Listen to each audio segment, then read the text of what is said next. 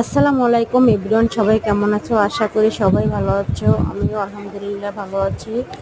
আজকে আমি রান্না করব মুরগির মাংস, সাথে কিছু আলু কেটে দিয়েছি। এখন আমি এই মাংসের ভিতরে মশলা যাবতীয় সব দিয়ে দিতেছি। দিয়ে মাংসগুলো আমি মাখাইয়ে নেব। মাখাইয়ে 10 মিনিট রেখে দেব। তারপর চুলার উপরে একটা পাত্র বসিয়ে একটু তেল দিয়ে তার ভিতরে মাংসটা আমি ছেড়ে দেব। আমি ভালো করে মাংসটা কষিয়ে নেব। জাস্ট সুন্দর করে কষিয়ে নেব। এখন আমার মাংস কষানো শেষ। আমি সামান্য কিছু পানি দিয়ে দেব মাংসের ভিতরে।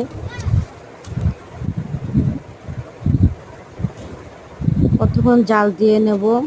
এই তো আমার মাংস রান্না শেষ। আলহামদুলিল্লাহ অনেক সুন্দর হয়েছে, দেখতেও অনেক সুন্দর হয়েছে, খেতেও মনে হয় অনেক ভালো।